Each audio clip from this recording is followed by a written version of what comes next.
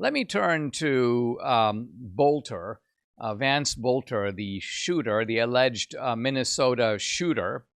And because this guy is a bit of a strange bird. To clarify, something that the left is screaming its head off about because they're hoping that repetition and shrillness will make it true. This guy's a Republican.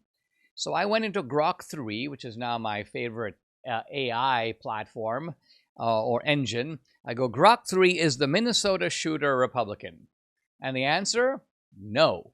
The guy was registered as a Republican in the early 2000s, but, quote, subsequent state documents listed his political affiliation as none or other, and a 2020 report stated, quote, no party preference.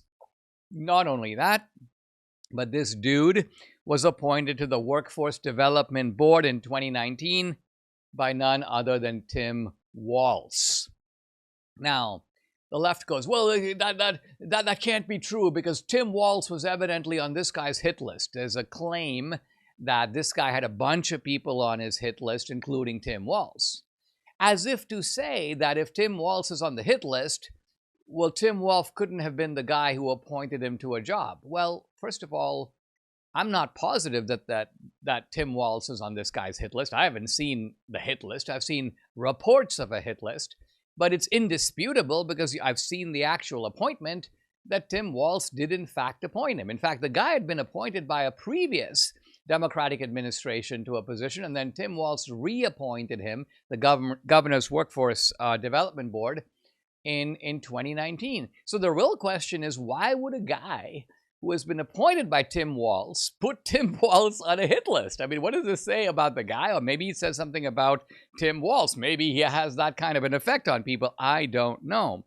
The one thing we do know, there's a lot of like bogus information. This corpulent, overweight guy shows up sweating with a Papa John's employment shirt, claims that the shooter is his roommate, and claims that the guy voted for Trump. First of all, this is crazy. The idea that the shooter, who's apparently rather well off, owns property, is somehow rooming with this gross Papa John's guy is itself implausible. Second of all, how does the so-called friend know how he voted? He really doesn't. Third, this information is channeled through left-wing journalists who, as you know how to massage this kind of information for ideological spin. And then a video surfaced of the same guy talking at some church in the Congo years ago, and he talks about Jesus Christ. I go, look, yeah, he's a fundamentalist Republican. First of all, he's not a Republican. I think I've established that. Second of all, I don't know if he's a fundamentalist, but I see no evidence from this African. By the way, the guy was not a preacher, as some people have said. He was apparently running some kind of NGO, some kind of a group called the Red Lion Group. He was obviously down there working on some sort of projects down in Africa, and he was whooping up the crowd in this talk. I mean, my point is, not a whole lot can truly be gleaned from this, but here's one thing we do know. There was a whole bunch of flyers in this guy's car on his rampage, during his attacks, and what did these flyers say? Very simply, no kings. They were no kings protest flyers. Now let that fact kind of sink in. Let that inconvenient truth be fully digested. Why would this shooter do that? What is the point? Well, could it be, is he trying to throw the cops off the trail? Unlikely. Is he trying to, some people have suggested, well, the reason he had those flyers is it was a way of telling him that's the protest where he's going to go to shoot people. Wait a minute. Are you saying that this guy is so forgetful that he needs to have hundreds of flyers in his car? Oh, which protest am I going to go to? Oh, yeah, let me look in my back seat. Oh, yeah, of course, it's the no. This is ridiculous. The guy was more likely, I think, a no kings guy. And that's why he had the flyers, right? It's kind of like, think of it this way. If the guy had all kinds of let's just say, Christian nationalist literature in his car, would people go, oh, well, he has that literature because he's targeting the Christian nationalists? No, they'd go, guess what? We found out that the guy is a Christian nationalist. And by applying the same logic, the logic of, you could call it Occam's razor, the shortest distance to the truth is probably the right one. This guy is not a right-winger. He is perhaps a no kings guy. But I grant that we don't know for sure. The best we can say is he's a bit of a mystery man. And I think we can also confidently say that he's nuts.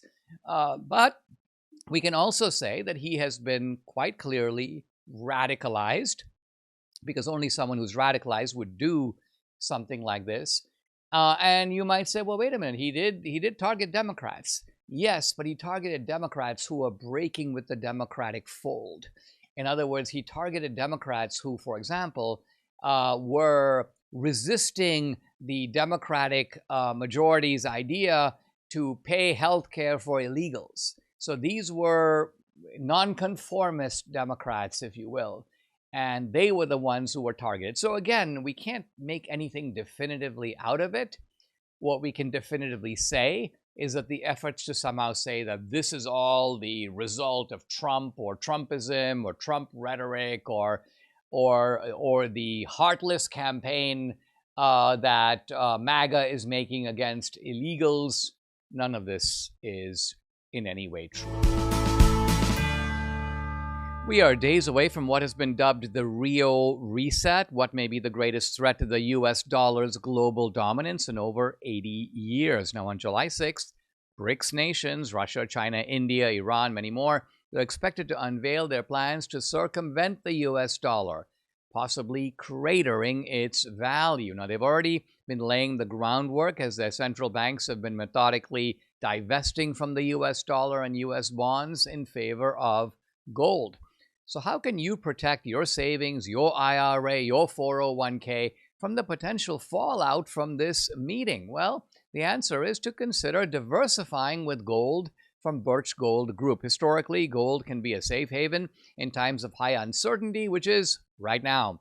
Get a free information kit on tax-sheltered gold IRAs by texting the word Dinesh to 989898. July 6th marks a major meeting among the nations that control 1/3 of the world's GDP. Arm yourself, like Debbie and I did, with information to diversify your retirement savings. Text Dinesh to the number 989898. Claim your free information kit from Birch Gold.